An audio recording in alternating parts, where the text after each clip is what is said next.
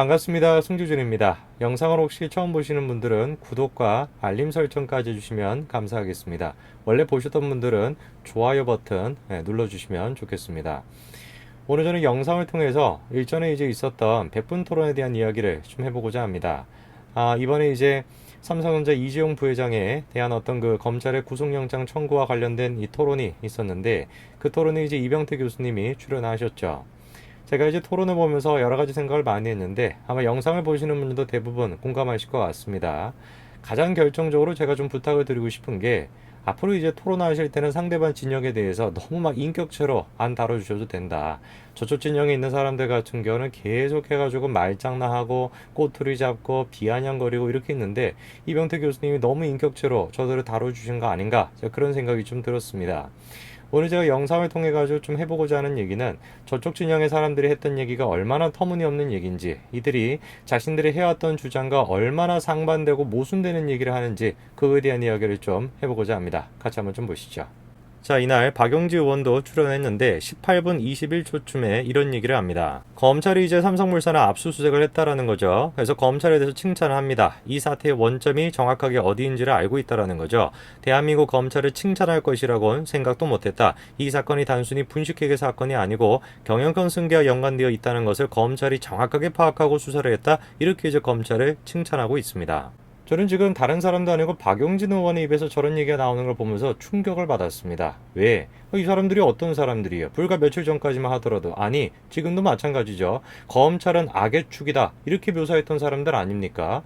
검찰이라는 것은 악의 축이기 때문에 처음부터 끝까지 다 바꿔야 된다. 그래서 검찰로는 안 된다. 그래서 검찰 위에 상급기관으로서 공수처까지 설치해야 된다. 그렇게 주장했던 사람들이 이제 와서 같은 경우는 자신들의 이익과 뭔가 맞는 그런 행동을 하니까 검찰을 칭찬한다.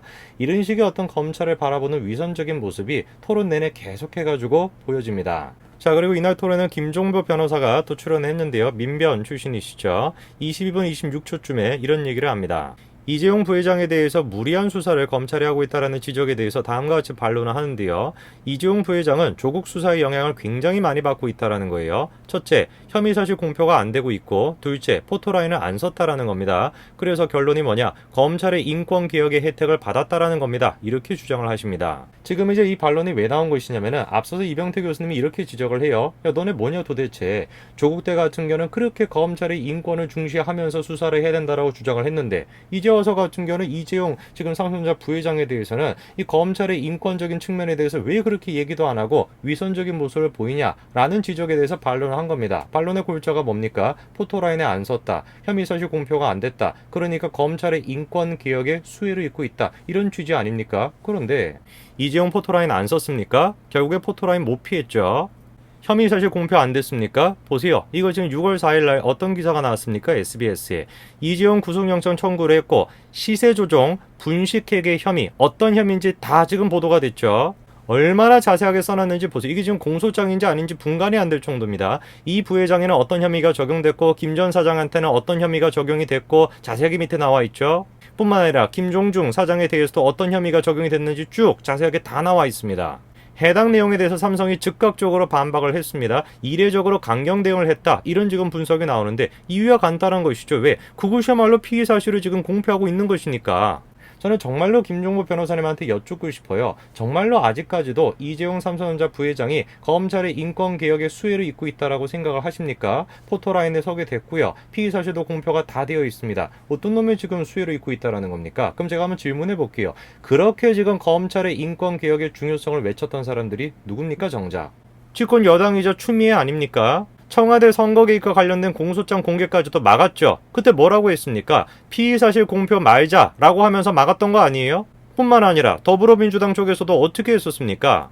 조국 수사팀을 고발하지 않았어요? 이유가 뭐였습니까? 조국과 관련된 피의사실 공표했다라고 해서 고발까지도 했었던 사람들이죠. 이러다 보니까 제가 저쪽 진영에 있는 사람들을 위선적이다라고 얘기를 하는 겁니다. 그렇게 조국에 대해서 같은 경우는 피의사실 공표부터 시작해서 하나라도 그냥 잡아가지고 고발까지 했던 사람들이, 이재용 지금 삼성전자 부회장에 대해서는 오히려 인권개혁의 수혜를 지금 누리고 있다? 이런 식의 주장을 하니까 얼마나 많은 사람들이 그거에 대해서 동의할 수가 있겠습니까? 자, 그리고 또 김종보 변호사가 이렇게 얘기합니다. 이재용을 구속을 해야 되는가? 솔직히 저도 잘 모르겠대요. 불구속 수사의 원칙 중요하대요. 무죄 추정의 원칙도 중요하대요. 그러나 검사가 구속영장을 청구했다라는 사실만으로 문재인 정권을 비난할 근거는 안 된대요. 삼성 바이오로직스에서 공장 바닥에 증거인멸을 했었고 이런 것들이 재발될 우려가 있다고 검사가 본 것이다. 이렇게 얘기합니다. 아니 그래서 결론적으로 도대체 불구속 수사가 중요하다라는 것인지 무죄 추정의 원칙이 지켜져야 된다라는 것인지 무슨 얘기를 하는지를 모르겠습니다. 변호사님이 저렇게 모호하게 얘기해도 되는지 모르겠어요. 자, 그럼 우리가 질문을 해봐야 되는 게 지금 김종국 변호사님이 얘기하시는 게 뭐냐, 증거인멸의 우려가 있기 때문에 구속 수사에 대한 어떤 정당성이 있다, 이런 취지로 지금 얘기를 하신 거죠. 한번 따져볼까요? 자, 형사소송법 제70조를 보게 되면 다음과 같이 나와 있습니다. 첫째로 일단 법원은 피고인이 죄를 범하였다고 의심할 만한 상당한 이유가 있어야 되죠. 그리고 조건이 세 가지가 있습니다. 첫째, 주거가 없을 때. 둘째, 증거인멸할 염려가 있을 때. 셋째, 도망하거나 도망할 염려가 있을 때. 이 세 가지 조건이 있어야 되죠. 자, 그럼 우리가 하나씩 좀 따져봐야 되겠습니다. 첫 번째, 주거지가 명확하지 않다. 이재용 씨 어디 사는지 모르세요? 아시죠? 그렇죠? 주거지 명확합니다. 세 번째, 도망갈 염려가 있다. 이재용 씨 뭐 하는 사람입니까? 대기업 총수입니다. 도망갈 염려가 없죠. 남아있는 게 뭡니까? 증거인멸의 우려가 있을 때요. 그럼 질문해 볼게요. 검찰이 계속해서 주장해왔던 것은 뭐냐면 명백한 증거를 확보하고 있다, 이렇게 주장해 왔죠. 그럼 대번에 질문이 생깁니다. 아니 명백한 증거를 확보하고 있는데 무슨 놈의 증거를 인멸할 우려가 있다라는 거예요? 논리적으로 말이 안 되는 것입니다. 형사소송법 제70조에 따르게 된다면 범죄 사건에 대해서 의심할 만한 게 명백할 때 그거에는 해당될 수가 있으나 증거 인멸의 우려가 있다는 건 해당이 안 되겠죠. 왜? 검찰이 주장을 하는 것처럼 그렇게 명백한 증거를 확보하고 있으면 재판장 가서 따지면 되는 것인지 왜 구속을 시키겠다라는 겁니까? 말이 안 된다라는 것이죠. 그러다 보니까 법조계에서 어떤 얘기가 나오는 겁니까? 명확한 증거가 확보됐음에도 증거 인멸을 우려로 영장을 청구하는 것도 이치에 맞지 않다라는 거 아닙니까? 아니 혐의 이층에 자신이 있다라고 하면은 구속의 여부에 집착하지 말고 법정에서 다투면 되는 거 아니냐, 당연히 이런 지적이 나오는 것이죠. 그리고 제가 김종만 변호사님한테 또 여쭙고 싶은 것이 뭐냐면 도대체가 이재용 씨에 대한 구속영장 청구를 왜 지금 하냐 이거예요.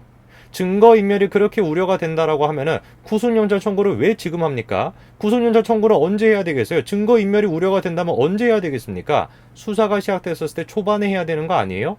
당연한 것이죠. 지금 수사가 얼마나 진행이 됐습니까? 압수수색만 19번, 압수수색만 21번, 검찰에 불려간 지금 고위 임원들만 100여 명 가까이 됩니다. 소환 횟수는 1000여 회 가까이 되죠. 구체적으로 몇 번 압수수색을 했냐, 이거는 압수수색을 구체적으로 뭐로 볼 것이냐에 따라서 조금씩 달라집니다. 그러나 평균적으로 봤었을 때 20번 남짓 했다라는 게 지금 대부분의 사람들이 동의하는 내용이죠. 그럼 질문, 대기업을 상대로 20번 가까이 지금 압수수색을 했습니다. 그리고 고위급 지금 임원만 100여 명이 1000번에 가깝게 검찰에 지금 불려갔습니다. 그렇게나 많이 수사를 다 진행을 하고 난 뒤에 지금에서야 어떻게 증거인멸의 우려가 있다라고 해서 구속영장을 청구합니까? 초반에 당연히 청구를 했어야 되는 것이죠. 그러다 보니까 1년 반의 수사에서 방대한 자료가 확보돼 증거인멸의 우려가 없다라고 한다면 도대체 왜 지금 시점에서 영장을 발부하냐? 말이 안 된다라는 겁니다. 자, 그리고 또 33분 11초쯤에 이렇게 얘기합니다. 이재용 부회장 측에서 첫 번째 소환에는 느긋했다라는 거죠. 그런데 두 번째 소환에는 당황스러워했다라는 겁니다.